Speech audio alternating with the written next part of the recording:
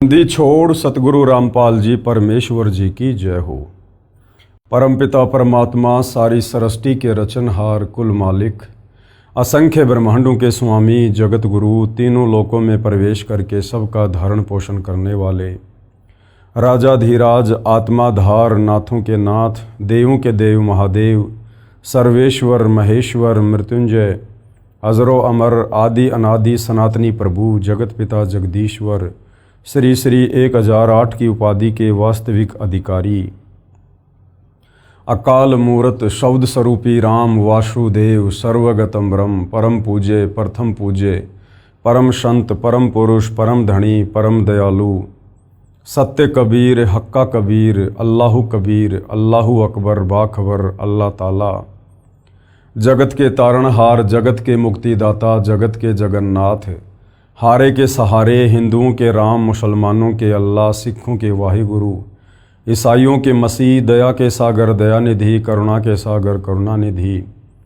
स्वयंभू परिभू संकट मोचन कष्ट हरण मंगल करण दुख भंजन अविगत कबीर निर्विकार निर्विषम परमात्मा अलय अलेख सतगुरु आदि अनादि सतगुरु असली मर्यादा पुरुषोत्तम असली राम असली कृष्ण असली घनश्याम असली मुरारी राजाओं के राजा महाराजाओं के महाराजा शहंशाहों के शहंशाह सम्राटों के सम्राट भगवानों के भगवान अल्लाहों के अल्लाह प्रभुओं के प्रभु मसीहाओं के मसीह सच्चे वाहिगुरु बाबाओं के बाबा पीरों के पीर सेठों के सेठ जगत सेठ सावड़सा सेठ सर्वगुण संपन्न अनंत कोटि कलाओं के स्वामी अनंत कोटि ब्रह्मांडों के नायक योगियों में महायोगी ध्यानियों में महाध्यानी सिद्धों में परम सिद्ध ज्ञानियों में तत्वज्ञानी ब्रह्म ज्ञानी महाज्ञानी परम ज्ञानी सर्वश्रेष्ठ ज्ञानी विज्ञानी युवा कबीर समर्थ कबीर असमवात अमित ओझा सच्चे रहनुमा करीम अल्लाह सुबहान अल्लाह दुनिया के अंतिम पैगंबर 8 सितंबर 1951 से गांव धनाना जिला सोनीपत हरियाणा भारतवर्ष की पावन भूमि पे प्रकट रियल कल्कि भगवान श्री नारायण साकार हरि श्री बाबा साहेब नूर अनंत परमात्मा सच्चे दरवेश सच्चे बाखबर संत श्रोमणी सतगुरु रामपाल जी परमेश्वर जी के चरण कमल में आप और हम सभी भाई बहनों का अनंत कोटि दंडवत प्रणाम।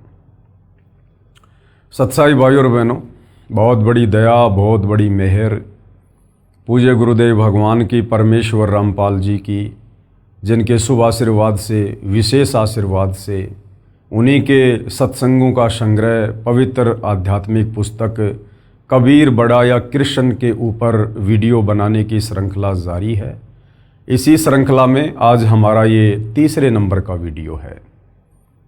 ये पवित्र पुस्तक कबीर बड़ा या कृष्ण विशेषकर हिंदू समाज में परमात्मा चाहने वाली आत्माओं के लिए वरदान सिद्ध होगी यदि आपने इस पुस्तक पर बन रहे तमाम वीडियो निष्पक्ष होकर रुचि लेकर धैर्यपूर्वक देख लिए तो, क्योंकि ये पवित्र पुस्तक कबीर बड़ा या कृष्ण विशेषकर हिंदू समाज के चारों वेद पवित्र गीता जी और 18 पुराण इन तमाम सदग्रंथों के ज्ञान से प्रमाणित है।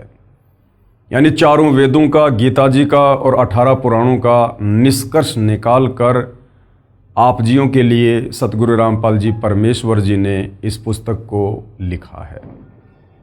तो भाई और बहनों, यदि वास्तव में आप परमात्मा प्रेमी हैं, यदि आपको परमेश्वर चाहिए, आपको मोक्ष प्राप्त करना है, तो आपने इस पुस्तक को अवश्य पढ़ना चाहिए या फिर ये तमाम वीडियो आपने अवश्य देखने चाहिए।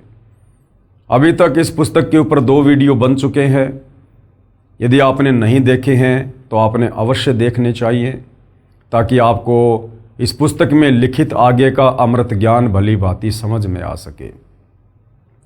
तो सर्वप्रथम हमने सृष्टि रचना को मौखिक रूप से सुना है और धीरे धीरे हमारे सदग्रंथ उस सृष्टि रचना को प्रमाणित भी कर रहे हैं। आगे इस पवित्र पुस्तक में करते भी रहेंगे। सारे प्रमाण आप जियों के समक्ष प्रस्तुत किए जाएंगे।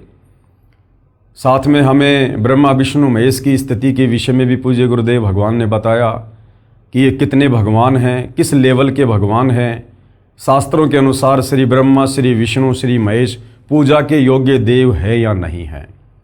आज भाई और बहनों, इसी कड़ी में हम आगे बढ़ेंगे। आज का हमारा टॉपिक है कौन कितना प्रभु, यानी कौन कितना बड़ा भगवान है, कौन किस लेवल का परमात्मा है। जैसे पवित्र गीता अध्याय 15 श्लोक नंबर 16 में क्षर और अक्षर दो भगवानों के विषय में जानकारी दी गई है और दोनों को नाशवान बताया है। इन दोनों के लोक भी नाशवान है और इन दोनों के लोक में रहने वाली आत्माओं को भी नाशवान बताया है।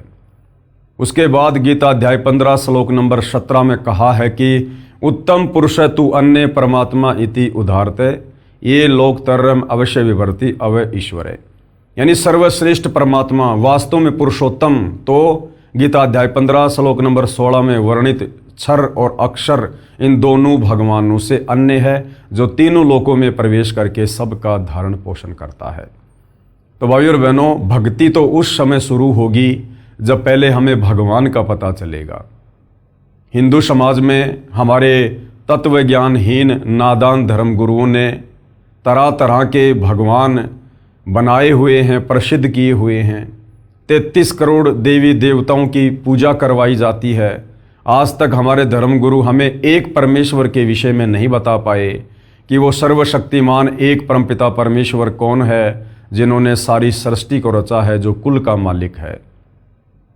तो भाइयों और बहनों, जब तक हमें ये पता नहीं चलेगा कि हम जिन भगवानों को भगवान मानकर पूज रहे हैं वो वास्तव में भगवान है या नहीं, वो पूजा के योग्य है या नहीं, वो वास्तव में सर्वशक्तिमान है या नहीं।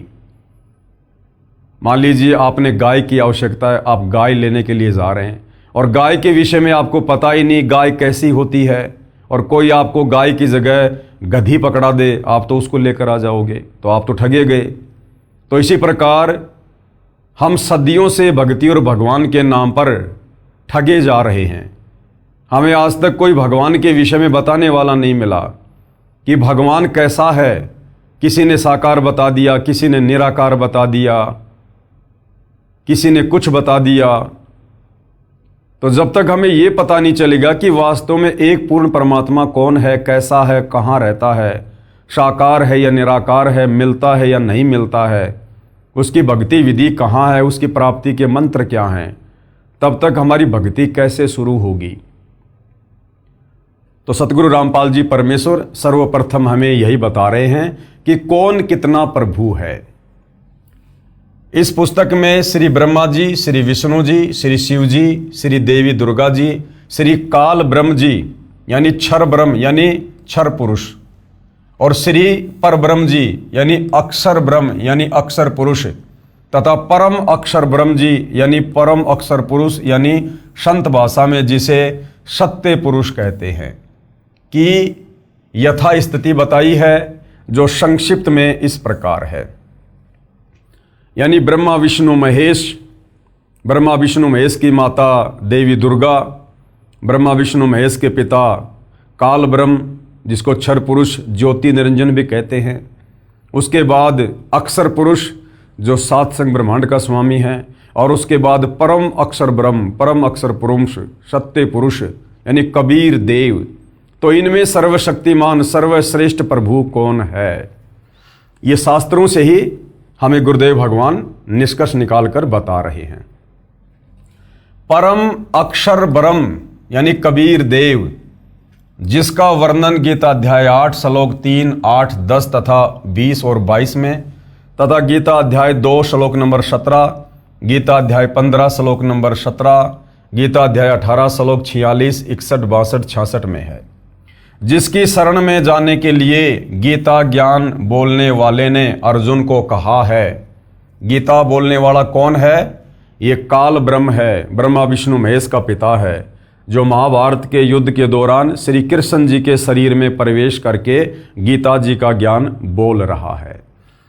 तो इस गीता ज्ञान दाता काल ब्रह्म ने अर्जुन को क्या कहा है परम अक्षर ब्रह्म के विषय में, परमेश्वर के विषय में?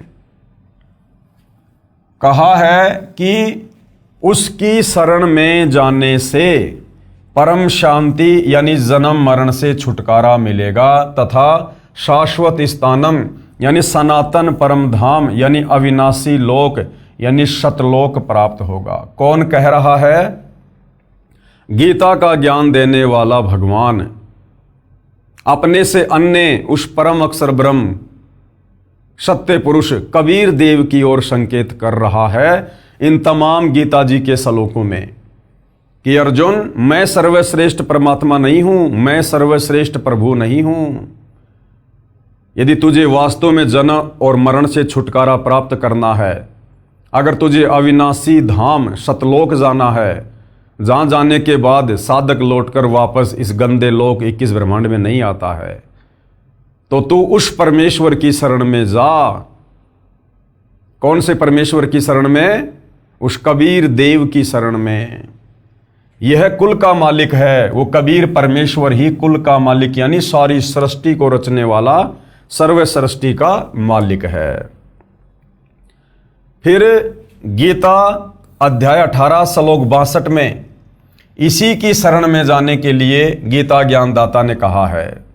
श्लोक 66 में कहा है कि सर्वधर्मान यानी मेरे स्तर की सर्व धार्मिक क्रियाओं को परित्यज्य माम यानी मुझ में त्याग कर तू एकम यानी उस कुल के मालिक एक परमेश्वर की शरणम यानी शरण में व्रज यानी जा।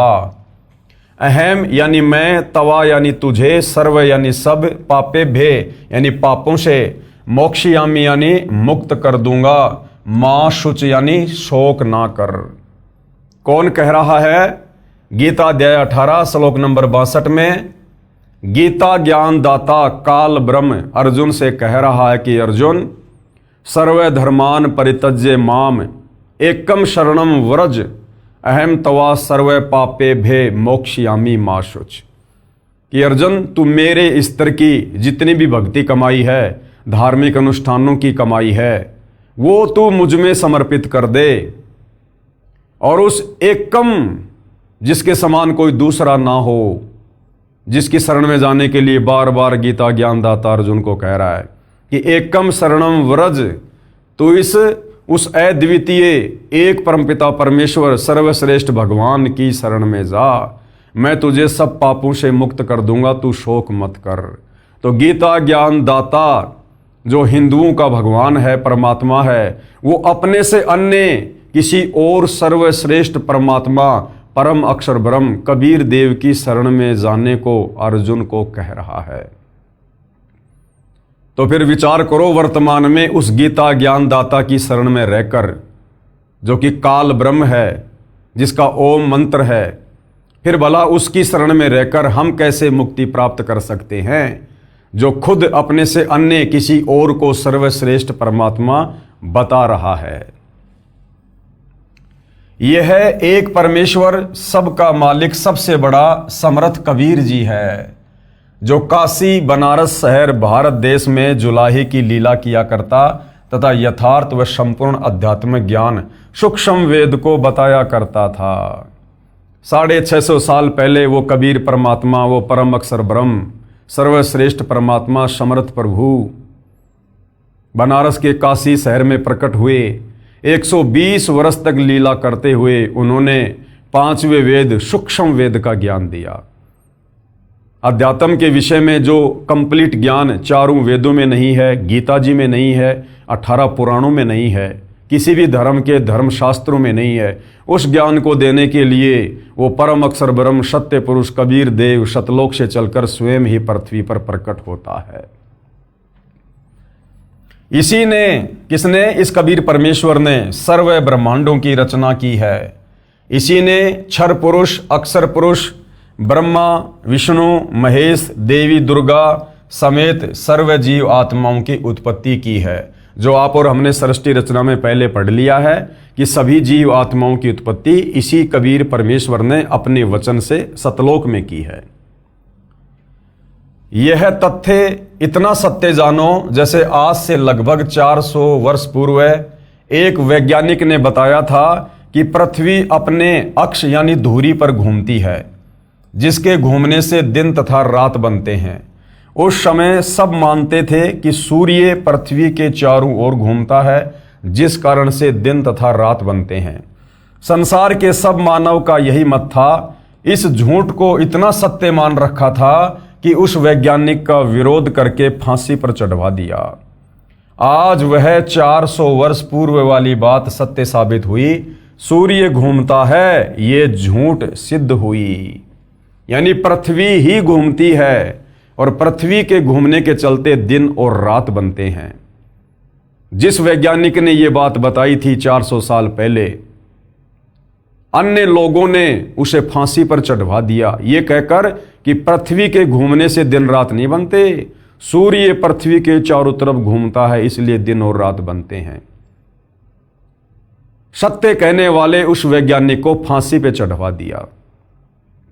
आज वही सत्य भाई और बहनों सृष्टि रचना को लेकर, इन ब्रह्मा विष्णु महेश की समर्थता को लेकर, दुर्गा और काल की समर्थता को लेकर, शास्त्र अनुकूल साधना को लेकर सतगुरु रामपाल जी सन 1994 से बता रहे हैं।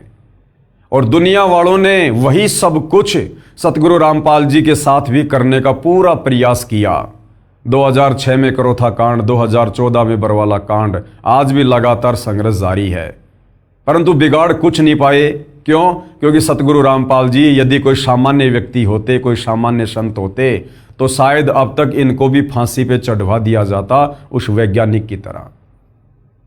परंतु दुनिया ऐसा नहीं कर पा रही, क्योंकि ये स्वयं कबीर देव है, कबीर परमेश्वर है, परम अक्षर ब्रह्म है, और ये वर्तमान का समय इन्होंने स्वयं ही निर्धारित किया हुआ है भक्ति के लिए, मोक्ष के लिए।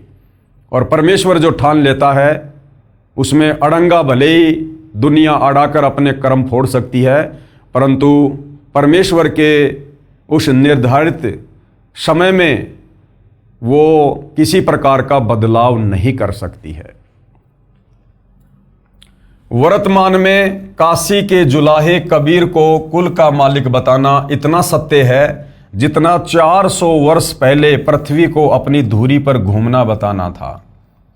आप पाठक जन इस पुस्तक को पढ़कर मान लोगे कि वास्तव में कबीर जुलाहा पूर्ण परमात्मा है। Kabir is complete God. शतलोक, अलखलोक, अगमलोक तथा अकय लोक यानी अनामी लोक, इन 4 लोकों का समूह अमर लोक यानी सनातन परम धाम कहलाता है। इन चारों अमर लोकों में कबीर जी की राजधानी है। उनमें तख्त यानी सिंहासन बने हैं। उस सिंहासन के ऊपर बैठकर परमेश्वर कबीर जी राजा की तरह सिर के ऊपर मुकुट तथा छत्र आदि से शोभा पाता है। शतलोक में सत्य पुरुष कहलाता है, अलख लोक में अलख पुरुष कहलाता है, और अगम लोक में अगम पुरुष तथा अनामी लोक में अनामी पुरुष की पदवी प्राप्त है। जैसे भारत देश का प्रधानमंत्री जी देश का एकमात्र शासक है, प्रधानमंत्री जी अपने पास कई विभाग भी रख लेता है। उनके डॉक्यूमेंट पर हस्ताक्षर करता है तो मंत्री लिखा जाता है। प्रधानमंत्री कार्यालय के दस्तावेज पर हस्ताक्षर करता है तो प्रधानमंत्री लिख जाता है। व्यक्ति वही होता है।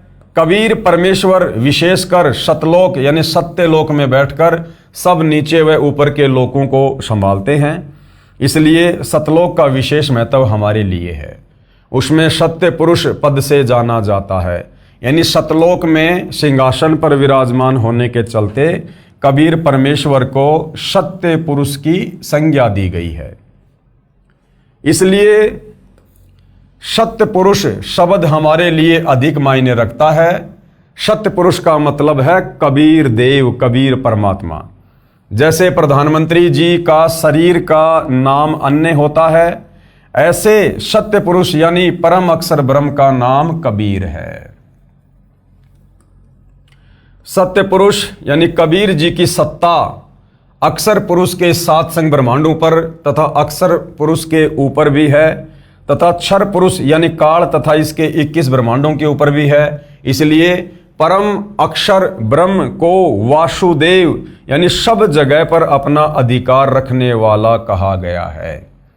कबीर परमेश्वर जी को वासुदेव कहा गया है। वेदों में कबीर परमेश्वर का नाम वासुदेव है। वासुदेव का मतलब होता है जिसकी सत्ता, जिसका साम्राज्य सबके ऊपर है। तो सृष्टि रचना में हमने पढ़ा कि अक्षर पुरुष को 7 संग ब्रह्मांड कबीर परमात्मा ने ही दिए, और इस काल को 21 ब्रह्मांड भी कबीर परमात्मा ने ही दिए। इसलिए कबीर परमेश्वर वास्तव में वासुदेव है, क्योंकि इनकी सत्ता काल और अक्षर पुरुष के सर्व ब्रह्मांडों के ऊपर है।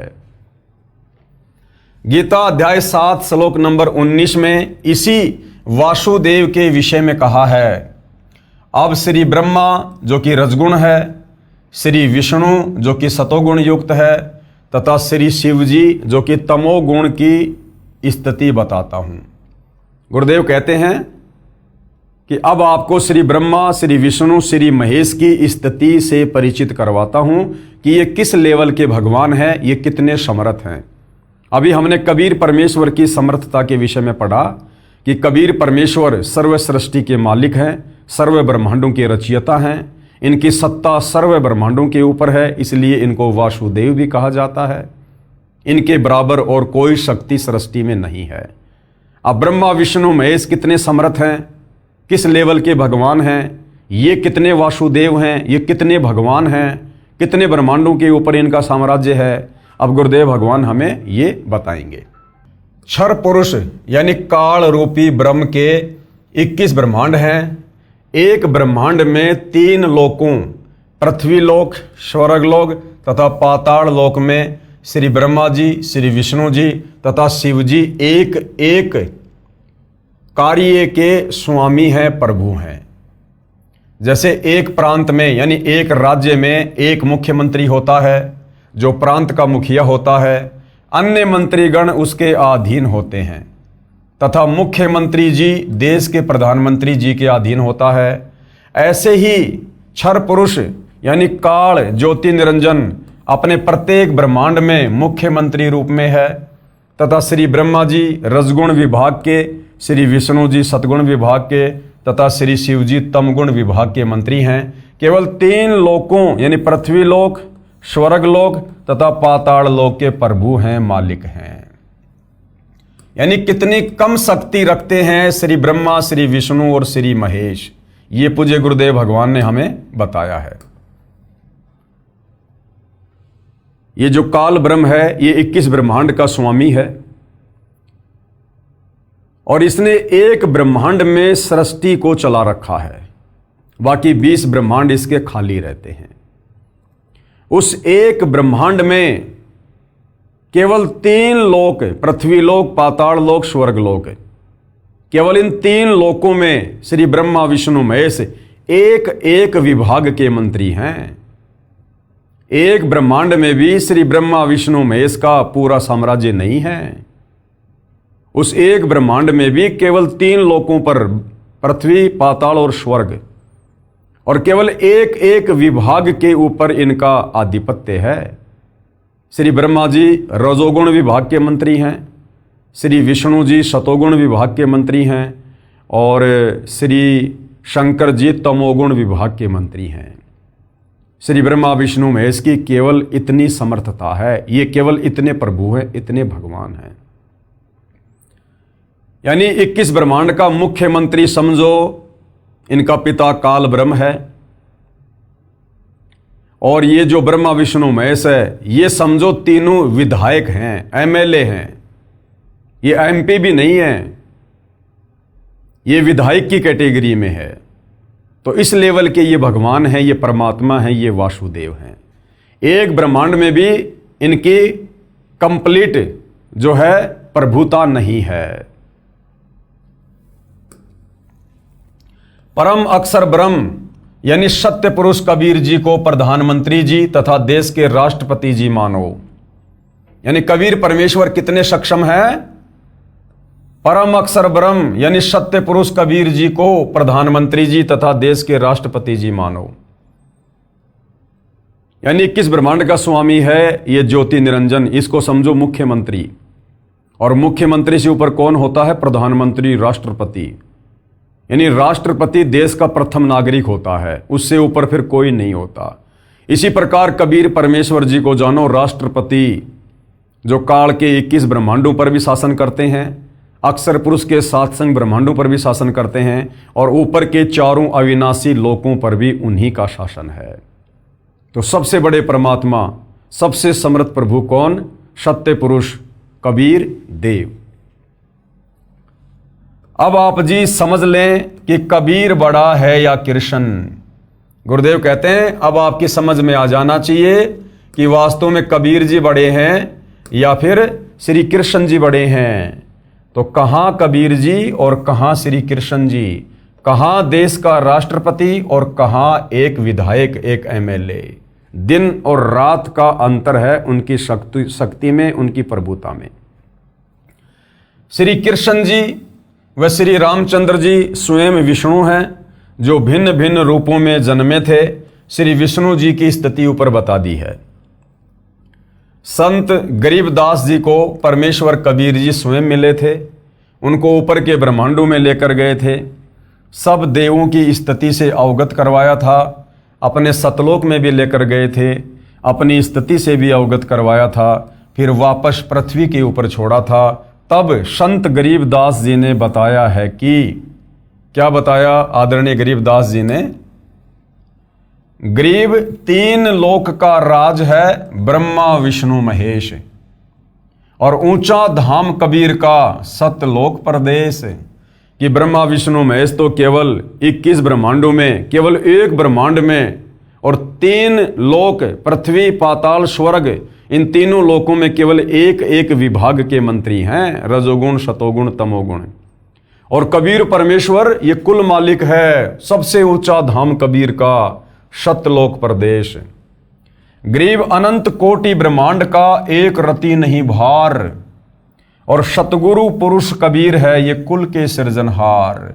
काल के 21 ब्रह्मांड, अक्षर पुरुष के सातसंग ब्रह्मांड, ऊपर के चारों लोक, उनमें अनंत द्वीप, सारी रचना इस कबीर परमेश्वर ने स्वयं की है। अधिक जानकारी आगे इसी पुस्तक में पढ़ेंगे। धार्मिक भावनाओं को ठेस, जो भाई बहन ये सोचते हैं कि सतगुरु रामपाल जी हमारे देवता श्री ब्रह्मा विष्णु महेश जी को छोटा बताकर और ये तो हमारे देवताओं की निंदा कर रहे हैं, हमारी धार्मिक भावनाओं को ठेस पहुंचा रहे हैं, तो उन नादान आत्माओं के लिए सतगुरु रामपाल जी क्या कह रहे हैं?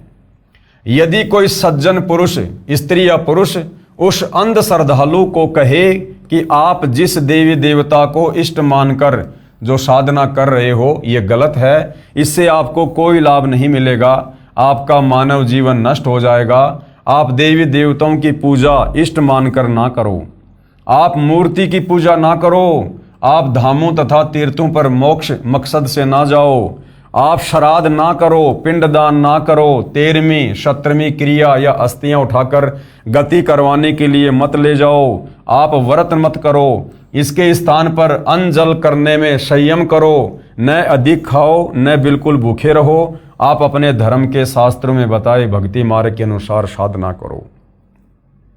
यानी ये सारी की सारी जो क्रिया हैं ये ना करने की हैं, गीता जी मना कर रही है। तो इस विषय में जब किसी व्यक्ति को बताया जाता है, समझाया जाता है, जो व्यक्ति इन देवी देवताओं को इष्ट मानकर पूजा करता है, तो वो लोग क्या कहते हैं? वह अंध श्रद्धावान यदि उस सज्जन पुरुष से कहे कि आप अच्छे व्यक्ति नहीं हो, आपने हमारी धार्मिक भावनाएं आहत की हैं, चला जा यहां से वरना तेरी हड्डी पसली एक कर दूंगा। जोर जोर से शोर मचाने लगता है, उसके शोर को सुनकर उसी क्षेत्र के उसी तरह उन्हीं देवी देवताओं व तीर्थ धामों के उपासकों का हुजूम इकट्ठा हो जाता है और बात धर्म गुरुओं तक पहुंच जाती है। धर्म गुरु भी वही शास्त्र विरुद्ध मनमाना आचरण करने कराने वाले होते हैं। उन धर्म गुरुओं की पहुंच उच्च पद पर विराजमान राजनेताओं तक होती है। उन धर्म गुरुओं के फोन मंत्रियों, मुख्यमंत्रियों या स्थानीय नेताओं को जाते हैं। उच्च पद पर बैठे राजनेता स्थानीय प्रशासन को फोन करके धार्मिक भावना भड़काने का मुकदमा दर्ज करने को कहते हैं। उनके दबाव में प्रशासनिक अधिकारी तुरंत उस सज्जन पुरुष को गिरफ्तार करके मुकदमा बनाकर जेल भेज देते हैं। अब गुरुदेव कहते हैं, इसका जीवित उदाहरण बताता हूं आपको कि ये घटना सेम टू सेम किसके साथ घटित हो रही है। ये घटना स्वयं सतगुरु रामपाल जी के साथ घटित हुई है। क्योंकि सतगुरु रामपाल जी सतज्ञान बताते हैं, शास्त्रों के अनुसार ज्ञान बताते हैं, इन देवी देवताओं की स्तुति से भगत समाज को परिचित करवाते हैं और सर्वश्रेष्ठ प्रभु समर्थ परमात्मा कबीर देव की पूजा बताते हैं इष्ट रूप में। तो वो जो अंधश्रद्धावान हैं उनको ये बात हजम नहीं होती है, क्योंकि वो शास्त्रों से अपरिचित होते हैं। वो अपने धर्मगुरुओं को जाकर बताते हैं, धर्मगुरु भी शास्त्र विरुद्ध साधना करवा रहे होते हैं। उन धर्मगुरुओं की जानकारी उच्च अधिकारी प्रशासन में बैठे राजनेताओं से होती है। राजनेताओं की मदद से उस सज्जन पुरुष के ऊपर धार्मिक भावना भड़काने का मुकदमा करवा दिया जाता है।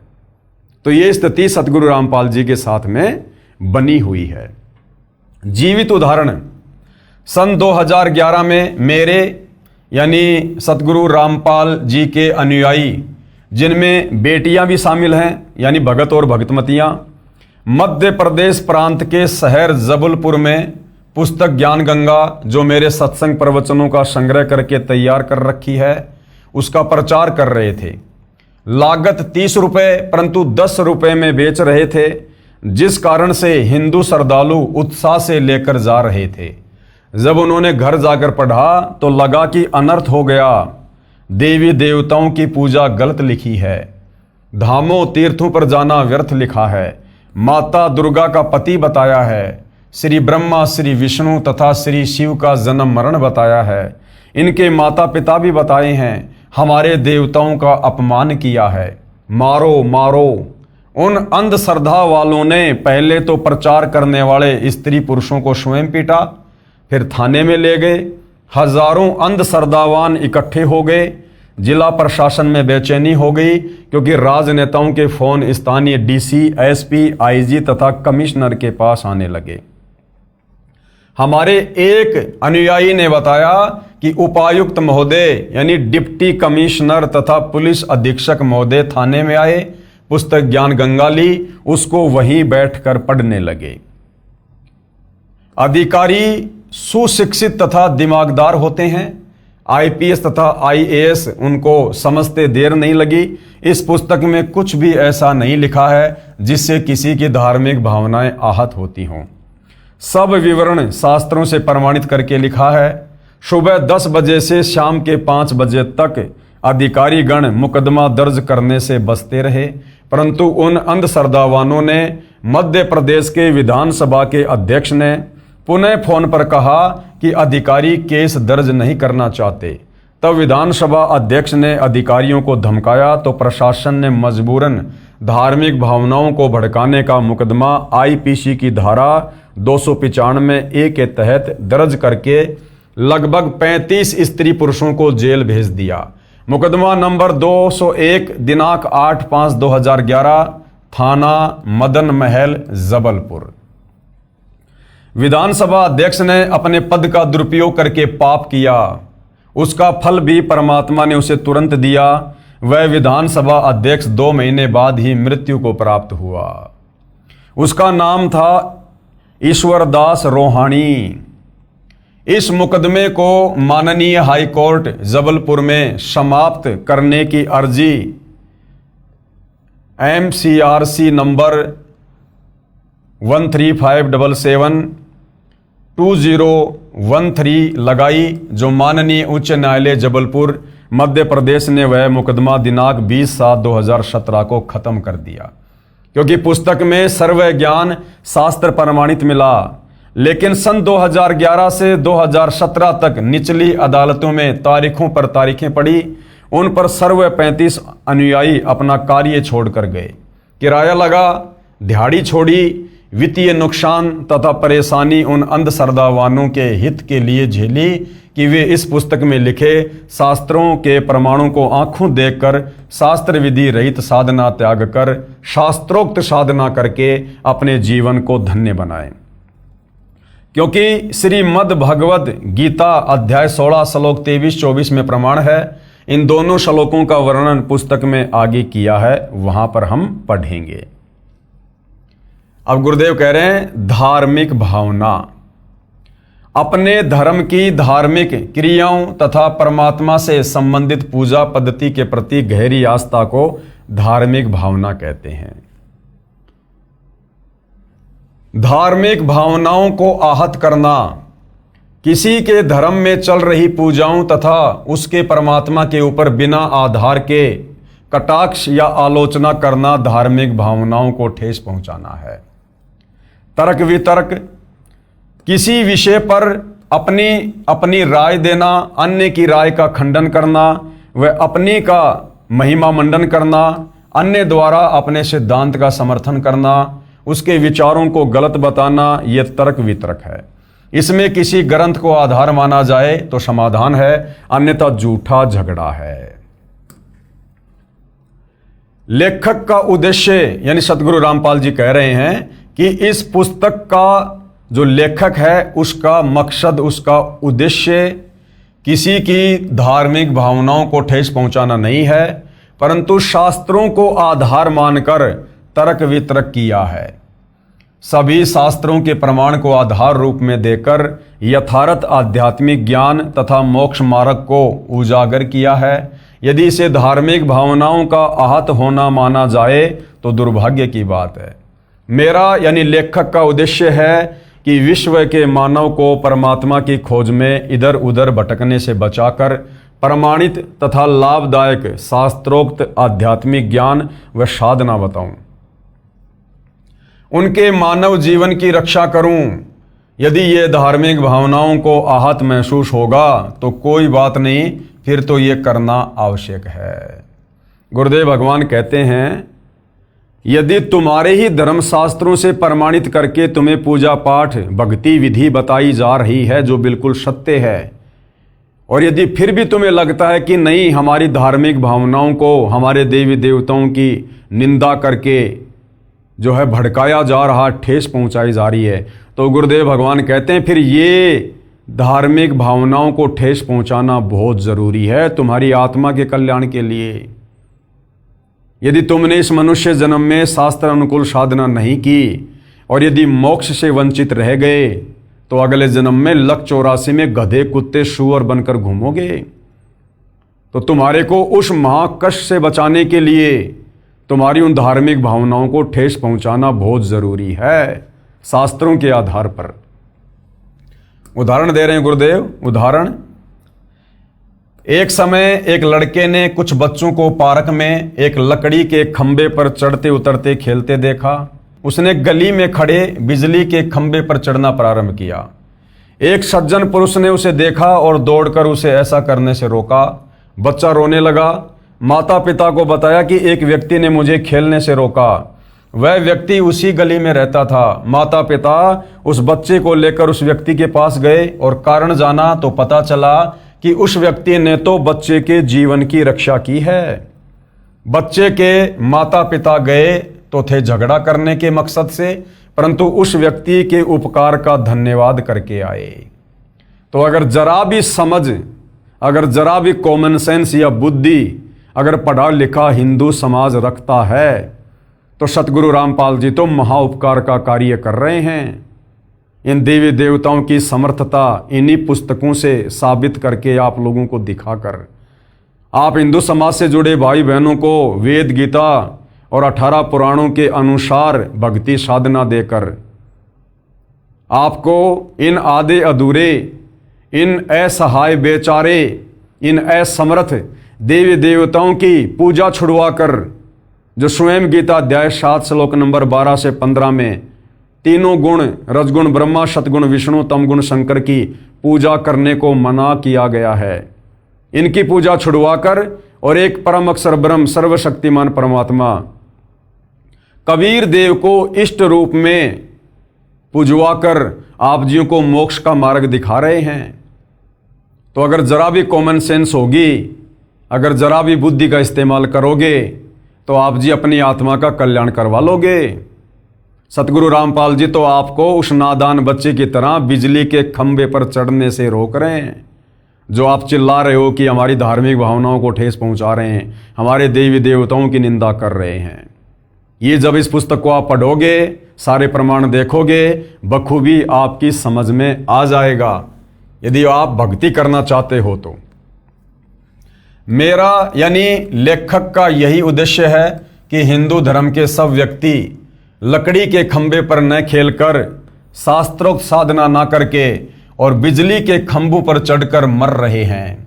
यानी उस कबीर परमेश्वर की जो सर्वशक्तिमान परमात्मा है, सर्वधर्म शास्त्र केवल उसी परमेश्वर की भक्ति करने को कह रहे हैं। हिंदू समाज उस समर्थ परमेश्वर कबीर की भक्ति ना करके, लकड़ी के खंभे पर ना चढ़कर और इन देवी देवताओं की, काल ब्रह्म की, अक्षर पुरुष तक की साधना करके बिजली के खंभे पर चढ़कर मरने की तैयारी कर रहे हैं। यानी शास्त्र विरुद्ध मनमाना आचरण करके अनमोल मानव जीवन व्यर्थ कर रहे हैं। उनको शास्त्रोक्त साधना यानी गीता और वेदों के अनुसार साधना करने के लिए बाध्य करूं, क्योंकि आप मेरे बंधु हैं। बंधु नहीं, हम परमेश्वर रामपाल जी के बच्चे हैं, हम उनकी आत्माएं हैं। सारी सृष्टि के मालिक हैं कबीर देव, जो आज वर्तमान में सतगुरु रामपाल जी के नाम से धरती पर प्रकट हैं। मेरे देश के वासी हैं। कौन से देश के वासी? सतलोक देश के वासी हैं। हम सभी सतलोक से आए हुए हैं। परमात्मा के अबोध यानी अध्यात्म ज्ञान में अनजान बच्चे हैं। मुझे परमात्मा जी ने सर्व शास्त्रों का यथार्थ ज्ञान दिया है। अपने आप को छुपा कर कह रहे हैं सतगुरु रामपाल जी। वर्तमान में सब शिक्षित हैं। शास्त्रों के अध्याय, श्लोक व पेज तक पुस्तक में लिखे हैं। फोटोकॉपी भी लगाई है। जांच करें और फिर मानें। इस पुस्तक जिसका नाम है कबीर बड़ा या कृष्ण के लिखने का उद्देश्य है कि आप और मैं हिंदू धर्म में जन्मे हैं। आप और हम अवश्य जन्मे हैं, परंतु सतगुरु रामपाल जी का जन्म नहीं है। ये स्वयंभू परमात्मा है। लीला परमेश्वर कुछ भी कर सकते हैं। ये आपको आगे धीरे धीरे समझ में आएगा। आप और मैं हिंदू धर्म में जन्मे हैं। पहले ये दास यानी रामपाल दास भी आप वाली साधना लोक वेद वाली ही किया करता था। परमात्मा की कृपा से एक तत्वदर्शी संत मिल गए। उन्होंने शास्त्रों से प्रमाण बताकर मेरी शास्त्र विरुद्ध साधना, जो वर्तमान में हिंदू धर्म में प्रचलित है, ब्रह्मा विष्णु महेश वाली, उसको छुड़वाकर शास्त्रों में लिखी सत्य साधना का उपदेश देकर मेरे मानव जीवन को नष्ट होने से बचाया। उस महापुरुष यानी मेरे पूज्य गुरुदेव श्री राम देवानंद जी महाराज की मेरी 101 पीढ़ी एहसानमंद रहेगी। ये केवल भाइयों और बहनों एक खेल है, एक लीला है। सतगुरु रामपाल जी तो स्वयं कबीर परमेश्वर हैं, गुरुओं के गुरु हैं, संत शिरोमणि हैं, जगत गुरु हैं। इनको इस सृष्टि का कोई भी जीव उपदेश नहीं दे सकता, ज्ञान नहीं दे सकता। लेकिन यहाँ वो कबीर परमात्मा एक आम संत के रूप में प्रकट होकर आम व्यक्ति की लीला करके और एक अच्छी आत्मा को मुंह बोला गुरु बनाकर गुरु शिष्य परंपरा को बनाकर रखते हैं। उस आधार से गुरुदेव यहाँ पर अपने मुंह बोले गुरुदेव श्री राम देवानंद जी को महिमा दे रहे हैं। कबीर परमेश्वर जी ने सूक्ष्म वेद में कहा है कि कबीर पीछे लाग्या जाऊ था लोक वेद के साथ। यानी जैसे दुनिया दंत कथाओं के आधार पर, लोक वेद के आधार पर, शास्त्र विरुद्ध साधना के आधार पर लगी हुई थी पूजा पाठ में, कहते हैं हम भी उसी हिसाब से चल रहे थे। पीछे लाग्या जाऊ था लोक वेद के साथ और मार्ग में सतगुरु मिले दीपक दीन्या हाथ। लेकिन मुझे आगे चलकर इस भक्ति मार्ग में सच्चा गुरु मिल गया और उन्होंने मेरे हाथ में तत्व ज्ञान रूपी दीपक दे दिया। यानी मुझे शास्त्र अनुसार साधना पर लगा दिया। अर्थात बताया है कि एक साधक अपने धर्म में लोकवेद क्या होता है? दंत कथा, यानी सुनी सुनाई बात जिसका कोई आधार ना हो। यानी सुनी सुनाई बातों के आधार से जो शास्त्र प्रमाणित साधना नहीं थी, साधना करता हुआ भक्ति मार्ग पर चला जा रहा था, यानी तीर्थ धामों पर भटक रहा था। उस मार्ग में यानी भक्ति करते करते तत्वदर्शी संत मिल गया जिसने शास्त्रों का ज्ञान करवाया। यानी जैसे अंधेरे में भटक रहे व्यक्ति को दीपक मिल जाए तो वह मार्ग पर चलता है, कुमार्ग को त्याग देता है। जैसे आप और हम सभी भगत भाई बहन सतगुरु रामपाल जी परमेश्वर जी की शरण में आने से पहले हम उस लोकवेद दंत कथा के आधार से शास्त्र विरुद्ध साधना कर रहे थे। जो जैसी भक्ति बता देता था, कोई व्रत बता देता था, कोई पैदल यात्रा बता दिया करता, कोई मंदिर मस्जिद की भक्ति बता दिया करता। हम सब क्रियाएं कर रहे थे क्योंकि हमें अध्यात्म का ज्ञान नहीं था। आगे चलकर हमें तत्वदर्शी संत मिल गए, सतगुरु रामपाल जी मिल गए, और उन्होंने हमें शास्त्रों से प्रमाणित करके भक्ति साधना बताई। अर्थात वो तत्व ज्ञान रूपी दीपक गुरुदेव ने आप और हमें दे दिया। उसकी रोशनी में हम भ्रमने भटकने से बच गए और शास्त्र अनुकूल साधना पर लग गए। उसी प्रकार मैं यानी साधक यानी भगत उस तत्व ज्ञान रूपी शास्त्रों के ज्ञान रूपी दीपक की रोशनी में चलने लगा और मंजिल को प्राप्त किया। सूक्ष्म वेद में कहा है, सूक्ष्म वेद क्या है? पांचवा वेद। जैसे 4 वेद हैं, यजुर्वेद, ऋग्वेद, सामवेद, अथर्ववेद। लेकिन जो पांचवा वेद है जिसमें कंप्लीट अध्यात्म का ज्ञान है, जिसको सूक्ष्म वेद कहते हैं, तो पांचवा वेद सूक्ष्म वेद क्या कहता है? जिसको स्वयं परमात्मा आकर ही बताते हैं। सत्य भक्ति करे जो हंसा, क्या कह रहे हैं परमात्मा? सत्य भक्ति करे जो हंसा, तारों तास के इकोत्तर वंसा। जो भगत तत्वदर्शी संत से उपदेश लेकर शास्त्र अनुकूल साधना करने लग जाता है, उसका तो मोक्ष होता ही होता है।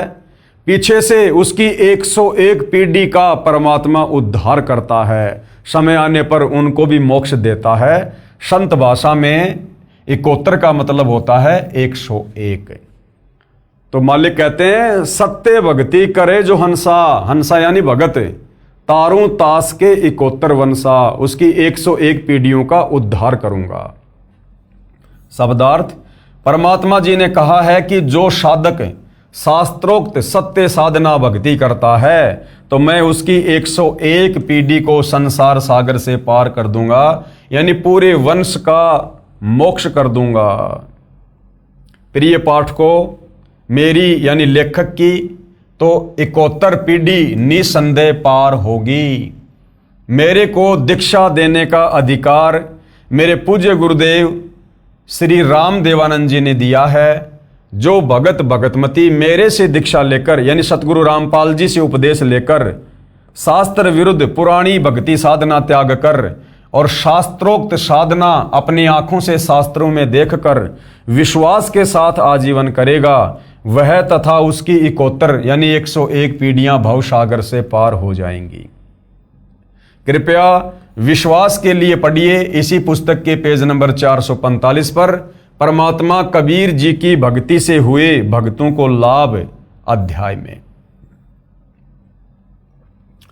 शास्त्रोक्त साधना तथा शास्त्र विधि त्याग कर मनमाना आचरण साधना में क्या अंतर है? क्या कह रहे हैं परमात्मा?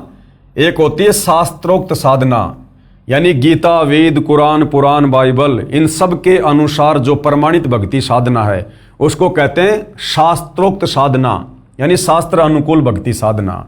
दूसरा होता है शास्त्र विधि त्याग कर मनमाना आचरण, यानी गीता, वेद, कुरान, पुराण, बाइबल के विरुद्ध जो मनमानी भक्ति करता है, मनमाने मंत्रों का जाप करता है, उस साधना में क्या अंतर है? तो सतगुरु रामपाल जी क्या समझा रहे हैं? उत्तर है यह ऊपर बता दिया है कि जो शास्त्र विरुद्ध भक्ति साधना करता है उसको कुछ भी आध्यात्मिक लाभ नहीं होता। गीता अध्याय 16 श्लोक नंबर 23 और 24 की अर्जुन, जो शास्त्र विधि को त्याग कर मनमाना आचरण करता है उसको ना तो परम सिद्धि प्राप्त होती है ना परम गति प्राप्त होती है, अर्थात उसको कोई आध्यात्मिक लाभ नहीं होता। शास्त्र अनुकूल साधना करने से सर्व लाभ मिलते हैं। जैसे वर्तमान में सतगुरु रामपाल जी के द्वारा प्रदान की जा रही शास्त्र अनुकूल साधना से उनके भक्तों को अद्वितीय आध्यात्मिक और भौतिक लाभ प्राप्त हो रहे हैं। अब गुरुदेव कहते हैं शंका, कुछ व्यक्ति कहते हैं कि रामपाल जी श्री ब्रह्मा जी, श्री विष्णु जी तथा श्री शिव जी की पूजा छुड़वाता है। तो गुरुदेव भगवान क्या समाधान कर रहे हैं? ये सरासर गलत है। मैं यानी लेखक इन देवताओं को शास्त्रोक्त साधना करने के मूल मंत्र देता हूं। गुरुदेव कहते हैं मैं किसी देवी देवता की भक्ति पूजा नहीं छुड़वाता, मैं तो आप लोगों को आप ही के धर्मशास्त्रों से प्रमाणित करके इन देवताओं के सच्चे मंत्र देता हूं, मूल मंत्र, बीज मंत्र। जैसे श्रीमद् भगवत गीता अध्याय 15 श्लोक 1 से 4 तथा 16-17 में कहा है कि यह संसार ऐसा जानो जैसे पीपल का वृक्ष उल्टा लटका है, ऊपर को मूल यानी जड़ तो परम अक्षर पुरुष है यानी कबीर देव है, तथा तना अक्षर पुरुष है, उससे मोटी डार निकली है, वह क्षर पुरुष यानी काल ब्रह्म है, जिसे ज्योति निरंजन भी कहते हैं। उस डार से तीनों गुण रूपी रजगुण ब्रह्मा, सतगुण विष्णु तथा तमगुण शिव रूपी शाखाएं निकली हैं, तथा उन शाखाओं पर लगे पत्ते संसार का अंश जानो। विचार करो पाठक जनों, क्या कह रहे हैं गुरुदेव भगवान। हम आम का पौधा वन विभाग की नर्सरी से लाकर जमीन में गड्ढा बनाकर रोपेंगे, उसकी जड़ की सिंचाई करेंगे। उद्देश्य रहेगा कि यह पौधा पेड़ बने और शाखाओं को फल लगे और हम खाएं और अन्य को खिलाएं या बेचकर अपना निर्वाह चलाएं। क्या हम पौधे की शाखाओं को तोड़ फेंकेंगे? बिल्कुल भी नहीं तोड़कर फेंकेंगे, क्योंकि शाखाओं के ही तो फल लगेंगे। इसी प्रकार भक्ति रूपी पेड़ की शाखा है रजगुण ब्रह्मा, सतगुण विष्णु, तमगुण शंकर। तो सतगुरु रामपाल जी इस भक्ति रूपी पेड़ की शाखाओं को, ब्रह्मा विष्णु महेश की पूजा को कैसे छुड़वा देंगे, इनकी भक्ति को कैसे छुड़वा देंगे। सतगुरु रामपाल जी तो इन शाखाओं के यथार्थ मंत्र बता रहे हैं ताकि इन पर तुरंत फल लगना शुरू हो जाए। क्या हम पौधे की शाखाओं को तोड़ फेंकेंगे? उत्तर है कभी नहीं। इसी प्रकार तीनों देवता श्री ब्रह्मा जी, श्री विष्णु जी तथा श्री शिव जी प्राणी को कर्मों का फल देते हैं। ये हमारी साधना के अभिन्न अंग हैं, इनको छोड़ नहीं सकते। इन तीनों देवताओं से लाभ लेने के विशेष मंत्र हैं जो सूक्ष्म वेद में बताए हैं, जो मेरे पास हैं यानी सतगुरु रामपाल जी के पास हैं और विश्व में किसी के पास नहीं है। तो सतगुरु रामपाल जी तो हमें इन तीनों देवता ब्रह्मा विष्णु महेश के वास्तविक मंत्र बताते हैं, इनके मूल मंत्र, इनके बीज मंत्र, ताकि उन मंत्रों का जाप करने से ये तुरंत आप और हमारे ऊपर ध्यान देना शुरू कर दें।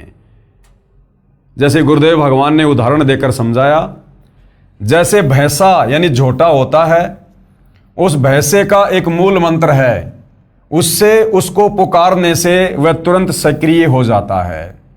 वह उस मंत्र के वश है, उसके वश की बात नहीं रहती। और वो मंत्र है हुर्र हुर्र, जिसको सुनते ही भैंसे के कान खड़े हो जाते हैं। इस मंत्र का प्रयोग वह व्यक्ति करता है जिसने अपनी भैंस को भैंसे से गर्भ धारण करवाना होता है। यदि उस पशु को उसके प्रचलित नाम भैंसा भैंसा करके पुकारें तो वह टस से मस नहीं होता। ठीक इसी प्रकार इन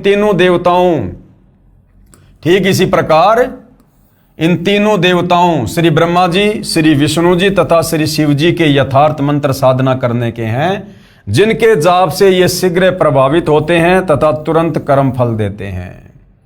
गुरुदेव ने बताया जैसे भैंसा यानी झोटा होता है, उसको भैंसा भैंसा झोटा झोटा करते रहो उसके पास खड़े होकर, वो टस से भी मस नहीं होता, कान भी नहीं लाएगा, क्योंकि भैंसा केवल उसके शरीर का नाम है, उसकी पहचान है।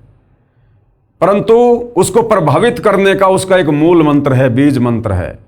धीरे से कह दो हुर्र रही, तुरंत वो भैंसा कान खड़ा करके देखेगा कि मुझे कौन पुकार रहा है। वो हुर्र उसका मंत्र है। उस हुर्र की आवाज को सुनकर तुरंत उसने कान खड़े कर लिए, जबकि पहले हम भैंसा भैंसा कह रहे थे, वो सुन भी नहीं रहा था। इसी प्रकार श्री ब्रह्मा, श्री विष्णु, श्री महेश, इनके मूल मंत्र हैं, इनके बीज मंत्र हैं, जो केवल इस पृथ्वी पर सतगुरु रामपाल जी के पास हैं।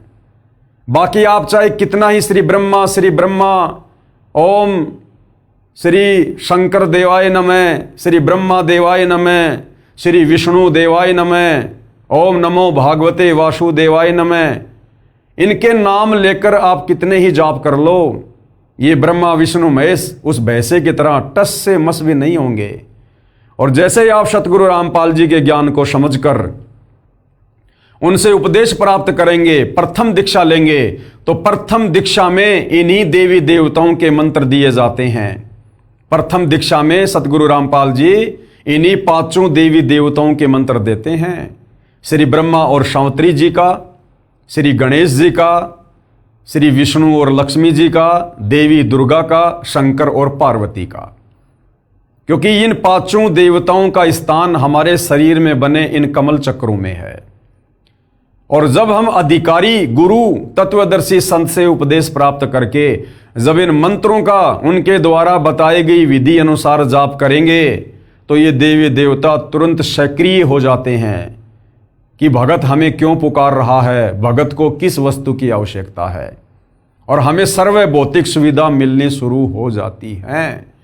तो सतगुरु रामपाल जी श्री ब्रह्मा, श्री विष्णु, श्री शंकर जी की भक्ति छुड़वाते नहीं हैं, बल्कि इनके यथार्थ मंत्र जो शास्त्र प्रमाणित है वो हमें देते हैं ताकि हम भक्ति मार्ग पर इनसे लाभ प्राप्त कर सकें।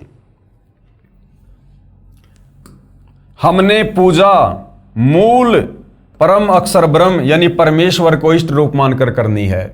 यानी हमने पूजा तो करनी है कबीर परमेश्वर की, और कोई पूजा के योग्य समर्थ भगवान सृष्टि में नहीं है। परंतु इस पूजा की पद्धति में ये तीनों देवता भी इस साधना का अभिन्न अंग हैं। जिस प्रकार हमने यदि आम के पौधे से आम प्राप्त करने हैं तो हमने पूजा तो करनी पड़ेगी जड़ों की, हमने पानी खाद डालना पड़ेगा उस आम के पेड़ की जड़ों में, परंतु फल तो शाखाओं को लगेंगे। तो इसी प्रकार भक्ति रूपी पौधे की जड़ है कबीर भगवान, जिनको इष्ट रूप में हमने पूजना है, और भक्ति रूपी पौधे के फिर फल लगेंगे ब्रह्मा विष्णु महेश के माध्यम से। यानी आप और हमें यहाँ पर तमाम भौतिक सुविधाएं प्राप्त होंगी ब्रह्मा विष्णु महेश के माध्यम से, जो भक्ति रूपी पौधे की टहनियां हैं। तो सतगुरु रामपाल जी हमसे पूजा करवाते हैं कबीर परमेश्वर की, और साथ में हम साधना करते हैं श्री ब्रह्मा, श्री विष्णु, श्री महेश की। पूजा में और साधना में रात दिन का अंतर है। हमने पूजा करनी है कबीर भगवान की और साधना करनी है ब्रह्मा विष्णु महेश की। हमने पूजा मूल रूप यानी परम अक्षर ब्रह्म यानी कबीर परमेश्वर को इष्ट रूप मानकर करनी है। जैसे आम के पौधे की जड़ की सिंचाई यानी पूजा करने से पौधे के सर्व अंग विकसित होते हैं, यानी सर्व देवता प्रसन्न होते हैं। शास्त्र विधि विरुद्ध साधना वह है जिसमें संसार रूपी पौधे को शाखाओं की ओर से जमीन में गड्ढा खोदकर मिट्टी में गाड़कर इन शाखाओं की सिंचाई यानी पूजा करते हैं। यानी जो श्री ब्रह्मा विष्णु महेश को ही अपना इष्ट मानकर पूजते हैं, वो तो समझो शाम के पौधे को टहनियों की तरफ से जमीन में गाड़ रहे हैं, और टहनियों को जमीन में गाड़कर कितना खाद और पानी दे दो, कितनी भक्ति कर लो, वो पौधा कभी फलेगा नहीं, वो नष्ट हो जाएगा। जड़ को ऊपर कर देते हैं जो व्यर्थ है, मूर्ख ही ऐसा कर सकते हैं, बुद्धिमान नहीं। तो शास्त्रों के अनुसार जो व्यक्ति ब्रह्मा विष्णु महेश को अपना इष्ट मानकर पूजते हैं वो समझदार नहीं बल्कि मूर्ख व्यक्ति की श्रेणी में है। कृपया देखिए पेज नंबर 6 पर भी 2 चित्र आम के पौधे के, जिनमें शास्त्र विरुद्ध और शास्त्र अनुकूल साधना चित्रों द्वारा समझाई है, जो हम दूसरे नंबर की वीडियो में देख चुके हैं। यह तत्व ज्ञान परमेश्वर कबीर जी ने बताया है तथा मेरे पूज्य गुरुदेव श्री राम देवानंद जी की कृपा व आशीर्वाद से मुझे समझ आया है। ये अटल सत्य ज्ञान है, परंतु जनसाधारण यानी वर्तमान सर्व मानव के लिए इतना जटिल है जितना 400 वर्ष पूर्व वैज्ञानिक निकोडिन कोपरनिकस ने कहा था कि सूर्य के पृथ्वी के चारों ओर घूमने से दिन रात नहीं बनते, पृथ्वी अपने अक्ष पर यानी धुरी पर घूमती है, जिस कारण से दिन रात बनते हैं। उस समय सबकी धारणा थी कि सूर्य पृथ्वी के चारों ओर घूमता है, इस कारण दिन रात बनते हैं। उस समय उस सच्चे वैज्ञानिक का धर्मांध व्यक्तियों ने जनता को भड़काकर इतना प्रबल विरोध किया कि ये झूठ बोलता है, ये धर्म के विरुद्ध है, इसको फांसी पर लटकाकर मार डालो। उस देश में गवर्नर को दंड देने व क्षमा करने का अधिकार था। कहते हैं कि गवर्नर ने वैज्ञानिक से कहा था कि आप एक बार जनता के सामने कह दें कि पृथ्वी नहीं घूमती, सूर्य घूमने से दिन रात बनते हैं, मैं आपको क्षमा कर दूंगा। परंतु सत्य के पुजारी वैज्ञानिक ने कहा कि यह असत्य है, मैं कभी नहीं कहूंगा, जो करना है करो। उस सच्चे व्यक्ति को उस समय फांसी पर लटका दिया गया था। बाद में 400 साल बाद उस दिवंगत वैज्ञानिक की आत्मा से विश्व ने क्षमा याचना की कि आपका बताया विधान सत्य था, हमको क्षमा करना, यही दशा मेरी है। अब गुरुदेव भगवान क्या कह रहे हैं कि वर्तमान में उस वैज्ञानिक जैसी दशा मेरे साथ हो रही है। गुरुदेव कहते हैं मैं बताता हूं सत्य, मैं बताता हूं शास्त्र अनुकूल साधना कि श्री ब्रह्मा, श्री विष्णु, श्री महेश पूजा के योग्य भगवान नहीं हैं। ये अजरो अमर परमात्मा नहीं है, इनका तो जन्म और मरण होता है। दुर्गा इनकी माँ है, काल ब्रह्म इनका पिता है। ये इष्ट रूप में पूजने योग्य नहीं है। गीता अध्याय 7 श्लोक नंबर 12 से 15 इन तीनों गुणों की, रजगुण ब्रह्मा, सतगुण विष्णु, तमगुण शंकर की भक्ति करने के लिए मना कर रही है। तो ये दुनिया वाले और ये धर्मगुरु इसी प्रकार से सतगुरु रामपाल जी का विरोध कर रहे हैं कि ये झूठ बोल रहा है, हमारे ब्रह्मा विष्णु महेश को छोटा साबित करने में लगा है, उनकी निंदा कर रहा है। जैसा विरोध उस वैज्ञानिक का हुआ था, वैसा ही विरोध वर्तमान में उन धर्मांध धर्मगुरु जो तत्व ज्ञानहीन हैं, अंधे हैं, उनके द्वारा जनता को भड़काकर करवाया जा रहा है। परंतु भाई वो वैज्ञानिक तो एक जीव था, एक व्यक्ति था, जिस कारण से उसके ऊपर और उन लोगों ने इस प्रकार से अत्याचार करवाकर मृत्यु के घाट उतरवा दिया। परंतु सतगुरु रामपाल जी तो स्वयं सर्व ब्रह्मांडों के रचयिता, सारी सृष्टि के मालिक हैं। और इनका 1 या 2 बार जेल जाना ये भी इनकी लीला का हिस्सा है, अन्यथा इनका तो कोई बाल भी टस से मस नहीं कर सकता। बाल भी टस से मस, ये अपनी मर्जी के मालिक हैं। जाके अर्ध रूम पर सकल पसारा, ऐसा पूर्ण ब्रह्म हमारा। अगर सतगुरु रामपाल जी भी उस वैज्ञानिक की तरह कोई आम व्यक्ति, आम पुरुष होते तो शायद आज इनको भी मौत के घाट कब का उतरवा दिया गया होता। परंतु ये तो सर्वशक्तिमान परमेश्वर हैं, जिस कारण से ना तो उन नादान शास्त्र विरुद्ध साधकों की कोई चली और ना उनके अंधे धर्म गुरुओं की पार बसाई, इतना प्रयास करने के बावजूद भी। तो गुरुदेव कह रहे हैं कि वर्तमान में यही दशा मेरी है।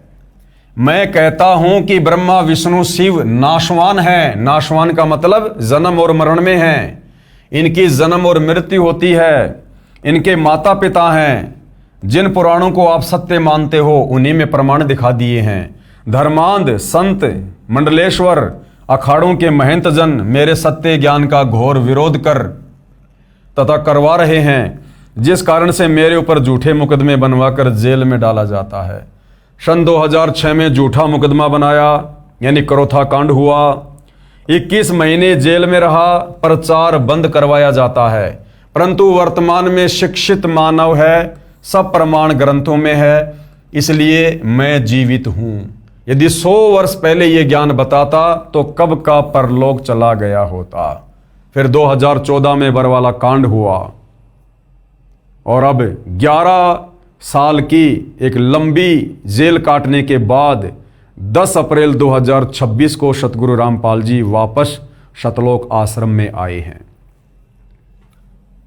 विशेष यहां पर यह बताना अनिवार्य समझता हूं कि दास यानी लेखक तथा दास के अनुयायी 5 वेदों सूक्ष्म वेद, ऋग्वेद, यजुर्वेद, सामवेद तथा अर्थर्वेद तथा गीताजी में बताए अनुसार भक्ति व साधना करते हैं।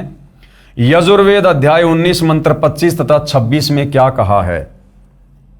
यजुर्वेद अध्याय 19 मंत्र 25 आप जियों की आंखों के सामने है। क्या कहा गया है? ये संधि छेद अर्ध ऋचे उक्थानाम रूपम पदे आपनोति निविद है प्रणवे शस्त्रणाम रूपम पैसा सोमह आपेते। इसका क्या अनुवाद किया है गुरुदेव भगवान ने? यहां पर अनुवाद है, हर एक शब्द का यहां पर हिंदी में अनुवाद करके समझाया है और नीचे फिर इसका भावार्थ किया है कि यह मंत्र क्या कह रहा है। तत्वदर्शी संत वह होता है जो वेदों के सांकेतिक शब्दों को पूर्ण विस्तार से वर्णन करता है, जिससे पूर्ण परमात्मा की प्राप्ति होती है। वह वेद के जानने वाला कहा जाता है। फिर यजुर्वेद अध्याय 19 मंत्र 26 संधि छेद अविश्वयम प्राह शवनम इंद्रेण इंद्रम माद्यनिंदम वैश्वदेवम सरस्वतस्या तृतीयम आप्तम श्वनम। यहाँ गुरुदेव ने अनुवाद में प्रत्येक शब्द का हिंदी में अनुवाद किया है और यहाँ पर भावार्थ में बताया है कि यह मंत्र क्या बता रहा है। भावार्थ, जिस पूर्ण संत के विषय में मंत्र 25 में कहा है वह दिन में 3 बार यानी प्रातः, दिन के मध्य तथा शाम को साधना करने को कहता है। सुबह तो पूर्ण परमात्मा की पूजा, दोपहर को सर्व देवताओं को सत्कार के लिए तथा शाम को संध्या आरती आदि को अमृतवाणी के द्वारा करने को कहता है। वह सर्व संसार का उपकार करने वाला होता है।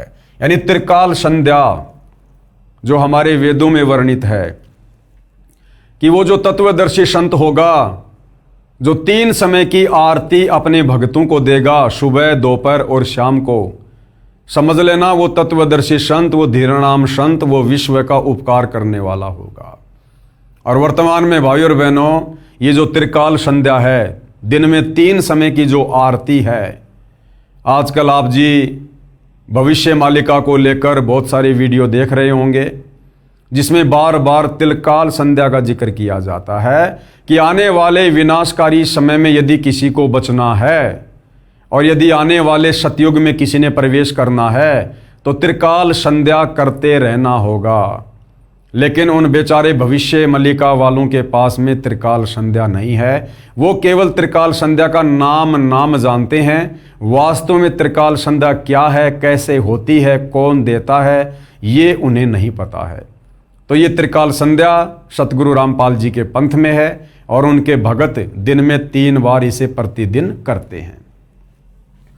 जैसा कि इन वेद मंत्रों में स्पष्ट किया है कि तत्वदर्शी संत शास्त्रों के सांकेतिक शब्दों को ठीक से समझता व समझाता है, गूढ़ रहस्यों को उजागर करता है, 3 समय की स्तुति प्रतिदिन करने को कहता है यानी त्रिकाल संध्या करने को कहता है, स्वयं भी करता है तथा अनुयायियों से भी करवाता है। हम यानी लेखक तथा मेरे अनुयायी 3 समय सुबह, दोपहर तथा शाम को स्तुति यानी आरती करते हैं। दोपहर को 12 बजे के बाद विश्व के सर्व देवी देवताओं की स्तुति यानी सम्मान आरती करते हैं। पूजा परम अक्षर ब्रह्म की करते हैं। पूजा हम केवल कबीर देव की करते हैं, बाकी सम्मान सबका करते हैं। जैसे देश के राजा यानी प्रधानमंत्री जी को मुखिया रूप में विशेष सम्मान देते हैं तथा अन्य मंत्रियों व अधिकारियों को भी नमस्कार करते हैं, वे अच्छे नागरिक होते हैं। इसी प्रकार हम पूजा तो परम अक्षर ब्रह्म यानी कबीर देव की करते हैं तथा सम्मान सबका करते हैं। श्री ब्रह्मा, श्री विष्णु, श्री महेश, श्री दुर्गा, काल ब्रह्म, अक्षर पुरुष, सम्मान हम सबका करते हैं। परंतु हमारे जो पूज्य देव हैं वो हैं कबीर परमेश्वर। प्रमाण के लिए दोपहर की स्तुति के कुछ अंश यानी त्रिकाल संध्या के अंतर्गत जो दोपहर की आरती है, जो 12 बजे से लेकर विशेष तौर पर दिन के 2 बजे तक करने का विधान है, तो जो दोपहर की आरती है उसको असुर निकंदन रमेणी कहते हैं संत भाषा में, जो हम सभी सतगुरु रामपाल जी के फॉलोवर करते हैं। तो दोपहर की जो असुर निकंदन रमेणी है उसकी कुछ वाणियां यहाँ पूज्य गुरुदेव भगवान ने लिखी हैं। उन वाणियों को हम पढ़ेंगे।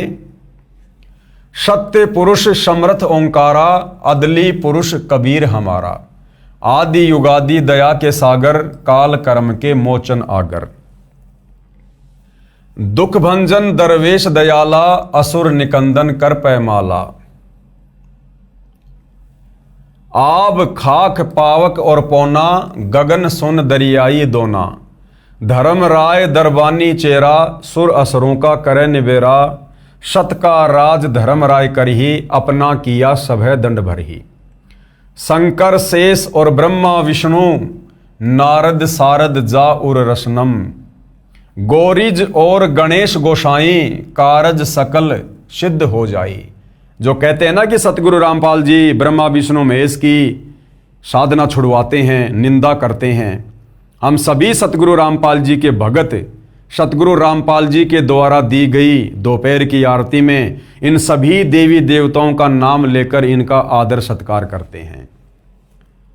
तो देखिएगा, शंकर शेष, शंकर यानी महादेव, शेष यानी शेषनाग, ब्रह्मा जी विष्णु जी, नारद यानी नारद, शारद यानी शारदा, गौरीज यानी गौरीजा पार्वती, और गणेश गोसाई, कारज सकल सिद्ध हो जाई, यानी इनकी साधना करने से भगत के सारे कार्य सिद्ध हो जाते हैं। ब्रह्मा विष्णु और शंभु शेषा तीनों देवा दयालु हमेशा। सावित्री और लक्ष्मी गौरा ये तीनों देवताओं की धर्म पत्नियां हैं। श्री ब्रह्मा जी की पत्नी सावित्री, विष्णु जी की पत्नी लक्ष्मी और शंकर जी की पत्नी गौरा। सावित्री और लक्ष्मी गौरा तीहू देवा सिर कर हैं चौरा। लील नाभ से ब्रह्मा आए, यानी विष्णु जी की नाभि कमल से ब्रह्मा जी की उत्पत्ति हुई, और आदि ओम के पुत्र कहे। आदि ओम यानी ये काल ब्रह्म। शंभु मनु ब्रह्मा की शाखा, स्वयंभू मनु जो ब्रह्मा जी का मानस बेटा था। ऋग यजु श्याम अथर्वन भाषा, उसने चारों वेदों को पढ़ा। पीवरत भया उतानम पाता, जाके ध्रुव आत्म ज्ञाता। सनक सनंदन संत कुमारा, चार पुत्र अनुरागी धारा। ये ब्रह्मा जी के मानस पुत्र हैं। 33 कोटि कला विस्तारी, ये 33 करोड़ देवी देवताओं के विषय में, और 88 मुनिजनधारी। कश्यप पुत्र सूरज सुरज्ञानी, 3 लोक में किरण समानी। 60,000 संगी बाल खेलम, बीना रागी अजब बलेलम। 3 कोटि योद्धा संग जाके, शिकबंदी है पूर्ण साके। हाथ खड़ग गल पुष्प की माला, कश्यप सुत है रूप विशाला। ये सूर्य के पुत्र हैं कश्यप जी, ये उनके विषय में बताया जा रहा है। कौस्तभ मणि जड़ा विमान तुम्हारा, सुर नर मुनिजन करत जुहारा।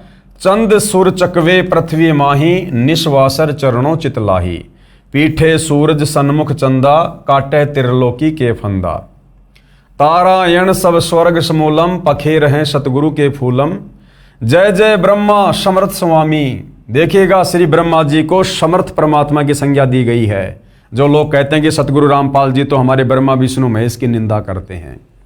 जय जय ब्रह्मा समर्थ स्वामी, येति कला परम पद धामी। और जय जय शंभु शंकर नाथा, कला गणेश और गौरीज माता। कोटि कटक पैमाल करंता, ऐसा शंभु समर्थ कंता। चंद लिलाट सुर संगीता, योगी शंकर ध्यान उदिता। नील कंठ सोहे गरुड़ासन, शंभु योगी अचल सिंहासन। गंग तरंग छूटे बहुदारा, और अजप्पा तारी जय जयकारा। रिद्धि सिद्धि दाता शंभु गोसाई, दारिद्र मोक्ष सबय हो जाई।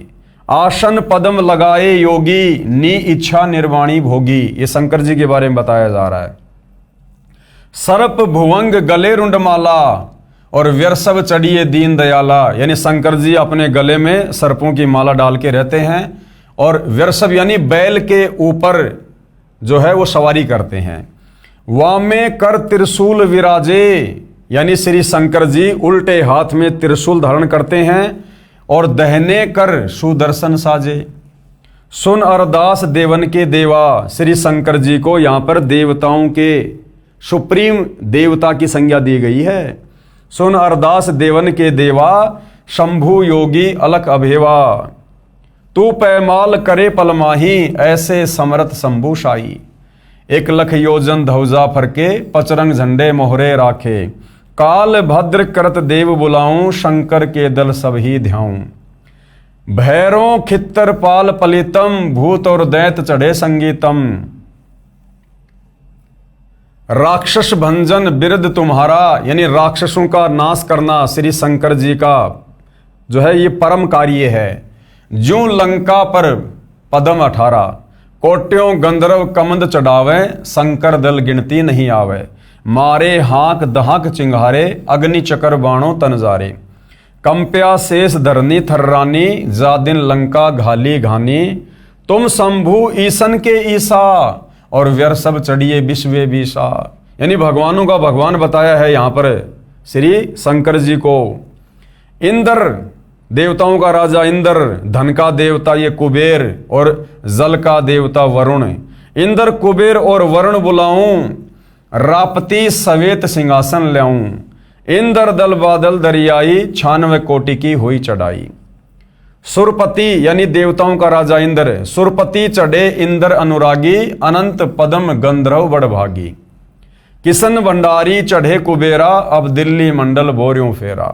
वरुण विनोद चढ़े ब्रह्मज्ञानी, कला संपूर्ण 12 बानी। धर्मराय आद युगादि चेरा, 14 कोटि कटक दल तेरा। चित्रगुप्त के कागज माही, और जेता उपजा सतगुरु साई। सातों लोकपाल का रासा, उर में धरिए साधु दासा। विष्णु नाथ है असुर निकंदन, यहां श्री विष्णु जी को राक्षसों का नाश करने वाला बताया है। और संतों के सब काटे फंदन, नरसिंह रूप धरे गुरु राया। हिरणाकुश को मारण धाया। शंख चक्र गदा पद्म विराजे, यानी शंकर जी क्या क्या धारण करते हैं। शंख चक्र गदा पद्म विराजे, भाल तिलक जाके उर साजे। वाहन गरुड़, यानी वो किसकी सवारी करते हैं, गरुड़ जी की। वाहन गरुड़ कृष्ण अश्वारा, और लक्ष्मी ढोरे चवर अपारा, लक्ष्मी जी उनके ऊपर चवर करती है। रावण मही रावण से मारे, और सेतु बांध सेना दल तारे। जरा सिंध और बाली खपाए, कंस केसी चानोर हराए। काली दै में नागी नाथा, शिशुपाल चक्कर से काटे माथा। काल यवन मथुरा पर धाये, 18 कोटि कटक चढ़ाए। मुचकंद पर पीतांबर डार्या, काल यवन जहां बेगी सिंहार्या। परशुराम 52 अवतारा, कोई न जाने भेद तुम्हारा। शंखासुर मारे निर्वाणी, बरहा रूप धरे परवानी। राम अवतार रावण की बेरा, और हनुमत हाका सुनी सुमेरा।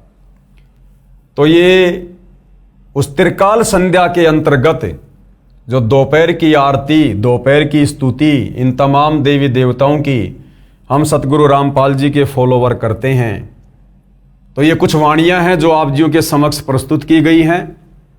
अब आगे इन तमाम वाणियों का, यानी वाणी संख्या 1 से लेकर 68 तक का सतगुरु रामपाल जी ने अनुवाद भी किया है। यानी इन वाणियों का क्या अनुवाद है, इन देवी देवताओं के विषय में, इस 21 ब्रह्मांड की शक्तियों के विषय में क्या कुछ बताया गया है। बहुत ही रोचक जानकारी है। आप हिंदू समाज से जुड़े भाई बहनों के लिए बहुत ही नई जानकारी है, जो आज से पहले किसी भी आचार्य और शंकराचार्य ने इस प्रकार से हमें इन देवी देवताओं के विषय में, इनकी लीलाओं के विषय में नहीं बताया है। असुर निकंदन रमैणी की वाणी नंबर 1 से 68 का सरलार्थ। तो भाइयों और बहनों, इन वाणियों के ऊपर विशेष तौर से सतगुरु रामपाल जी ने जो अनुवाद किया है, सरलार्थ किया है, उसके ऊपर ज्ञान चर्चा, साध संगति, सतगुरु महिमा हम कल के वीडियो में करेंगे। यदि आज हम इन वाणियों का सरलार्थ करेंगे तो वीडियो बहुत लंबा हो जाएगा। तो हमारा जो कल का टॉपिक होगा पवित्र पुस्तक कृष्ण बड़ा या कबीर के ऊपर, वो इन्हीं तमाम वाणियों के सरलार्थ को लेकर होगा, जो बहुत ही ज़्यादा महत्वपूर्ण है, इंटरेस्टिंग है और रोचक जानकारी है। तो हिंदू समाज से जुड़े भाई बहनों को ये वीडियो अवश्य देखना चाहिए। इस पवित्र पुस्तक कबीर बड़ा या कृष्ण के ऊपर बन रहे वीडियो अवश्य देखने चाहिए, ताकि हम अपने ही धर्म ग्रंथों से परिचित हों। हम अपने आप को हिंदू कहते हैं, सनातनी कहते हैं, और हमें ये पता नहीं कि हमारे सनातनी ग्रंथों में, हिंदू ग्रंथों में भक्ति और भगवान को लेकर, भक्ति साधना को लेकर, देवी देवताओं की स्थिति को लेकर क्या कुछ लिखा हुआ है। तो भाई और बहनों, जब तक हम अपनी आंखों से इन धर्म शास्त्रों में वर्णित सच्चाई से रूबरू नहीं होंगे, हम कभी भी एक अच्छे भगत नहीं बन सकते। हम कभी भी परमात्मा की भक्ति से होने वाले भौतिक और आध्यात्मिक लाभ प्राप्त नहीं कर सकते।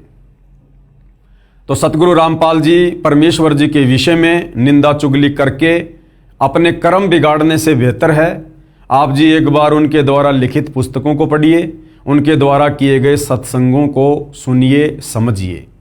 उसके बाद आपकी आंखों से आंसू निकलेंगे, आंसू, कि हमने ऐसे महापुरुष के विषय में अनजाने में लोगों के कहने से ना जाने क्या कुछ अनाप शनाप बोल दिया, हमने अनजाने में अपने कितने कर्म बिगाड़ लिए।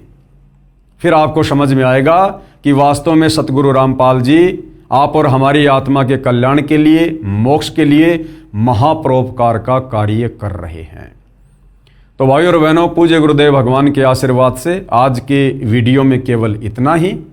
इस पवित्र पुस्तक कबीर बड़ा या कृष्ण में हम कल और आगे बढ़ेंगे, ज्ञान चर्चा होगी।